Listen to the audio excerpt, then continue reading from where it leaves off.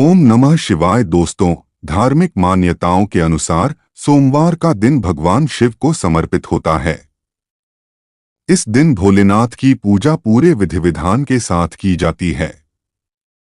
ऐसा माना जाता है कि भगवान शिव की कृपा से सभी दुख दर्द खत्म हो जाते हैं और जीवन सुखमय बन जाता है।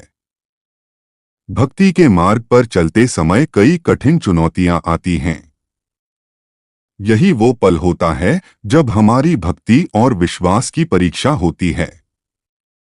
इन कठिनाइयों से हम समझ पाते हैं कि हमारी भक्ति कितनी सच्ची और गहरी है। आज के इस वीडियो में हम इसी विषय पर बात करेंगे कि भगवान भक्तों की परीक्षा क्यों लेते हैं, यह परीक्षाएं कैसी होती हैं और इनसे कैसे पार पाया जा सकता है। भगवान शिव या हमारे अन्य इष्ट देव हमें परखते हैं ताकि हमारी भक्ति और मजबूत और परिपक्व हो सके। ये परीक्षाएं हमें सहनशील, आत्मविश्वासी और समझदार बनाती हैं।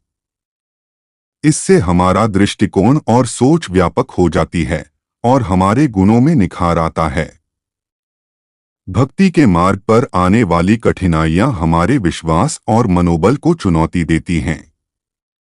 अगर इन परीक्षाओं के दौरान हम अपने मार्ग पर अडिग रहते हैं तो भगवान अंततः हमें वही देते हैं जिसकी हम सच्चे दिल से कामना करते हैं।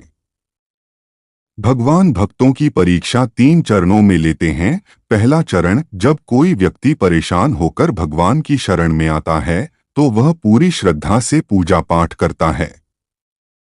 लेकिन कई बार उसकी समस्याएं तुरंत हल नहीं होती बल्कि बढ़ जाती हैं। यह भगवान द्वारा उसकी आस्था को मजबूत करने के लिए होता है। जब भक्त देवीय शक्ति की आराधना करता है तो उसके जीवन में सकारात्मकता और आनंद आता है। लेकिन साथ ही उसे आंतरिक और बाहरी संघर्षों का सामना करना पड़ता है। यह परीक्षाएं हमें सिखाती हैं कि भक्ति सिर्फ समस्याओं का समाधान पाने का साधन नहीं, बल्कि आत्मा को शुद्ध करने और जीवन को सार्थक बनाने का मार्ग है। इन परीक्षाओं से गुजरने का तरीका, अपने इष्ट देव पर अटूट विश्वास रखें। बाहरी और आंतरिक संघर्षों से घबराए बिना अपनी भक्ति में निरंतरता बनाए रखें। भक्ति को लाभ पाने का साधन न समझें, बल्कि इसे अपनी आत्मा और जीवन को निखारने का माध्यम बनाएं। संयम और धैर्य के साथ हर परिस्थिति का सामना करें। अपने आध्यात्मिक अभ्यास को निष्ठा और ईमानदारी से जारी रखें। अगर आप इन परीक्षाओं में सफल होते हैं तो आपका जीवन न केवल बाहरी सुख सुविधाओं से भर जाएगा, बल्कि आपको आंतरिक शांति और संतोष भी प्राप्त होगा। हर हर महादेव। वीडियो को अंत तक देखें और चैनल को सब्सक्राइब जरूर करें। कमेंट में हर हर महादेव लिखकर अपनी श्रद्धा प्रकट करें। प्रारंभिक भक्ति में आने वाले संकेत। शिव भक्ति के शुरुआती चरण में भक्त को कुछ विशेष संकेत मिलते हैं जो यह दर्शाते हैं कि उसकी भक्ति सही दिशा में आगे बढ़ रही है। इन संकेतों में शामिल हैं सपनों में शिवलिंग के दर्शन, इष्ट देवता या मंदिर के दर्शन, दिव्य दृष्टि या देवताओं का अनुभव। इन संकेतों के साथ भक्त के भीतर भक्ति का उत्साह और आनंद बढ़ने लगता है। उसे ऐसा लगता है कि अब उसकी सभी समस्याएं खत्म होने वाली हैं और सुख की प्राप्ति होगी। हालांकि इसी समय भक्त के भौतिक जीवन में कठिनाइयां भी बढ़ सकती हैं। भक्ति के दौरान आने वाली बाधाएं, परिवार में मनमुटाव, परिवार के सदस्यों के बीच असहमति या विवाद की स्थिति बन सकती है। शारीरिक समस्याएं, पूजा करते समय शरीर में थकावट या दर्द महसूस हो सकता है। ध्यान में बाधा, ध्यान लगाते समय अनचाहे विचार आ सकते हैं जिससे एकाग्रता भंग हो सकती है। कार्य सिद्धि में रुकावट, ऐसा लग सकता है कि काम पूरा होने वाला है लेकिन आखिरी समय में विफलता मिलती है। इन कठिनाइयों का उद्देश्य, भक्त के जीवन में आने वाली ये बाधाएं इस बात का संकेत हैं कि उनकी भक्ति सही दिशा में है। जब कोई भक्त शिव भक्ति करता है तो उसके पुराने कर्म धीरे धीरे खत्म होने लगते हैं। यह प्रक्रिया पुराने पानी को निकालकर नया और शुद्ध पानी भरने जैसी होती है। यदि भक्त ने पूर्व में गलत कर्म किए हैं तो भक्ति के माध्यम से उनका प्रभाव कम होता है। यह प्रक्रिया कठिन और कष्टदायक हो सकती है, लेकिन इसका असली उद्देश्य भक्त को शुद्ध और सुखमय जीवन के लिए तैयार करना है। धैर्य और विश्वास जरूरी। कई बार भक्त थोड़ी सी कठिनाई में भक्ति छोड़ने का मन बना लेते हैं, लेकिन यही कठिन परिस्थितियां भक्ति की असली परीक्षा होती हैं। यह समझना जरूरी है कि ये समस्याएं आपके जीवन से नकारात्मकता और पुराने कर्मों का बोझ कम करने के लिए आती हैं। अगर आप ऐसी चुनौतियों का सामना कर रहे हैं तो इसे एक सकारात्मक संकेत मानें। यह इस बात का प्रमाण है कि आपकी शिव भक्ति सफल हो रही है और आप एक शुद्ध सुखमय जीवन की ओर बढ़ रहे हैं। भक्ति के दौरान कष्ट एक शुभ संकेत। अगर भक्ति के समय आप सुख महसूस नहीं कर रहे हैं तो यह इस बात का संकेत है कि भगवान शिव आपके जन्म जन्मांतर के पाप और बुरे कर्मों का प्रभाव समाप्त कर रहे हैं। यह प्रक्रिया कठिन हो सकती है, लेकिन यह आवश्यक है। इसलिए धैर्य रखें, क्योंकि यह वह समय है जब आपके जीवन में कुछ बड़ा और अच्छा होने वाला है। भक्ति का दूसरा चरण सकारात्मक बदलाव और नई चुनौतियां। दूसरे चरण में भक्त की परीक्षाओं का स्वरूप बदल जाता है। पहले चरण में जहां भौतिक सुख दुख और उनकी समस्याओं का समाधान होता है, वहीं दूसरे चरण में भक्त को अधिक गहन स्तर पर परीक्षा देनी पड़ती है। दूसरे चरण की विशेषताएं। मनोकामनाओं की पूर्ति। यदि भक्त पहले चरण में स्थिर और दृढ़ रहता है तो दूसरे चरण में उसकी इच्छाएं पूरी होने लगती हैं और उसे जीवन में सफलता का अनुभव होता है। दिव्य अनुभव। भगवान शिव भक्त को स्वप्न, ध्यान या जागृत अवस्था में दिव्य अनुभूतियां कराते हैं। प्रेरणा। भगवान किसी न किसी माध्यम से भक्त की सहायता करते हैं और उसे उसकी भक्ति में आगे बढ़ने के लिए प्रेरित करते हैं। दूसरे चरण की परीक्षा। मन और माया का खेल। दूसरे चरण में भक्त को सबसे बड़ी परीक्षा अपने मन और माया के जाल से लड़ने की होती है। संसार के आकर्षण और विकार मन को चंचल बना सकते हैं। इस चरण की प्रमुख चुनौतियां। पूजा पाठ में एकाग्रता की कमी, भौतिक इच्छाओं और लालच का बढ़ना, ध्यान के लिए समय न निकाल पाना, शारीरिक और मानसिक विकारों का प्रभाव।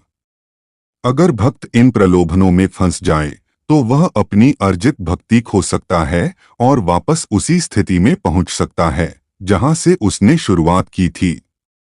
इस चरण से बचने के उपाय। नियमित ध्यान और साधना करें। मन को स्थिर रखने के लिए ध्यान को अपनी दिनचर्या का हिस्सा बनाएं। दृढ़ निश्चय रखें। माया और विकारों से बचने के लिए अपने संकल्प को मजबूत करें। शिव पर अटूट विश्वास रखें। भगवान पर पूरी तरह समर्पित रहें। आत्मजागरूकता। अपनी कमजोरियों को पहचानें और उन पर काम करें। भक्ति का तीसरा चरण उच्च आध्यात्मिकता की परीक्षा। तीसरा चरण उन भक्तों के लिए है जो शिव भक्ति और आध्यात्मिकता में गहराई तक पहुंच चुके हैं। यह वह स्थिति है जहां भक्त ने भौतिक इच्छाओं और माया के जाल को पार कर लिया होता है। इस चरण की विशेषताएं। भक्त अपने आत्मिक उत्थान की ओर बढ़ता है। यह परीक्षाएं और भी गहरी और सूक्ष्म होती हैं। भगवान शिव की कृपा और मार्गदर्शन से भक्त का आत्मा शुद्ध और जागृत होती है। इस चरण में सफल होने के लिए माया और विकारों के प्रलोभनों से बचें। मन को पूरी तरह नियंत्रित रखें। भगवान शिव की भक्ति में पूर्ण समर्पण के साथ आगे बढ़े। भक्ति का हर चरण कठिनाई के साथ आता है, लेकिन इन परीक्षाओं का उद्देश्य भक्त को अधिक मजबूत और शुद्ध बनाना है। धैर्य, निष्ठा और शिव के प्रति अडिग विश्वास से इन कठिनाइयों को पार करना संभव है। हर परीक्षा भक्त को मजबूत और दिव्यता के करीब लाने के लिए होती है। सोचिए, जब कोई साधक वर्षों की भक्ति, तप और पुण्य अर्जित कर लेता है तो उसकी आध्यात्मिक ऊर्जा इतनी प्रबल हो जाती है कि उसका जीवन पूरी तरह बदलने लगता है। इस अवस्था में उसे अनोखे और विशेष अनुभव होते हैं। तीसरे चरण के अनुभव और चुनौतियां। एक, संसार आसान लगने लगता है। साधक के लिए जीवन की कठिनाइयां कम हो जाती हैं। उसका सोचा हुआ कार्य जल्दी पूर्ण होने लगता है। साधक को ऐसा अनुभव होता है जैसे सब कुछ सरल और सहज हो गया है। दो, सिद्धियों और दिव्य शक्तियों की प्राप्ति। साधक को अनेक सिद्धियां और दिव्य शक्तियां प्राप्त होती हैं। उसे देवताओं का साथ महसूस होने लगता है। इन अनुभवों से उसका आत्मविश्वास और भी बढ़ जाता है। तीन, अहंकार का खतरा। सिद्धियों और शक्तियों का अनुभव कई बार साधक को अहंकार की ओर ले जा सकता है। वह अपनी शक्तियों का प्रदर्शन करने और प्रशंसा पाने में लग सकता है, जिससे वह अपने परम लक्ष्य मोक्ष से भटक सकता है। चार, गुरु का मार्गदर्शन आवश्यक। केवल वही साधक इन कठिन परीक्षाओं को सफलतापूर्वक पार कर पाता है जो अपने गुरु की शरण में रहता है। गुरु का मार्गदर्शन साधक को अहंकार से बचाकर उसे मोक्ष की ओर ले जाता है। पांच, प्रशंसा का जाल। सिद्धियों का प्रदर्शन और लोगों की प्रशंसा का लालच साधक को फिर से संसार के बंधनों में बांध सकता है। वह भूल सकता है कि उसकी भक्ति ने ही उसे इस ऊंचाई तक पहुंचाया है। सच्चे साधक की पहचान। सच्चा साधक वही है जो गुरु के मार्गदर्शन में रहता है और अपनी सिद्धियों का उपयोग केवल लोक कल्याण के लिए करता है। ऐसा साधक मोक्ष की प्राप्ति करता है और शिवलोक पहुंचकर भगवान शिव के अनंत प्रेम और कृपा में विलीन हो जाता है। हर परीक्षा साधक को मजबूत बनाती है और दिव्य अनुभवों के करीब ले जाती है। यह केवल कठिनाइयों से गुजरने का नहीं, बल्कि अपने आत्मिक उत्थान का सफर है। यदि आपके मन में कोई सवाल है या किसी विषय पर जिज्ञासा है, तो कृपया हमें कमेंट में लिखें। हम आपके सवालों का उत्तर एक विशेष वीडियो के माध्यम से देने की पूरी कोशिश करेंगे। आपका जीवन सुख, समृद्धि और आनंद से भरपूर हो, यही हमारी शुभकामना है। आज की चर्चा को यहीं समाप्त करते हुए हम आपसे विनम्र अनुरोध करते हैं कि यदि आपको यह वीडियो पसंद आया हो तो इसे लाइक करें, अपने परिवार और दोस्तों के साथ शेयर करें और हमारे चैनल को सब्सक्राइब करना न भूलें। अपने विचार और अनुभव हमारे साथ कमेंट सेक्शन में जरूर साझा करें। साथ ही अपने मन से ओम नमः शिवाय और हर हर महादेव लिखना न भूलें। यदि आपने कोई विशेष अनुभव किया हो या कोई दिव्य संकेत पाया हो तो हमें जरूर बताएं। आप सभी को ढेर सारी शुभकामनाएं। हमेशा सकारात्मक रहें और अपनी आत्मा की दिव्यता से अपने जीवन को सुंदर बनाएं। अगले वीडियो में फिर मुलाकात होगी। तब तक ध्यान रखें और एक आध्यात्मिक और सार्थक जीवन जिएं। ओम नमः शिवाय। हर हर महादेव। धन्यवाद।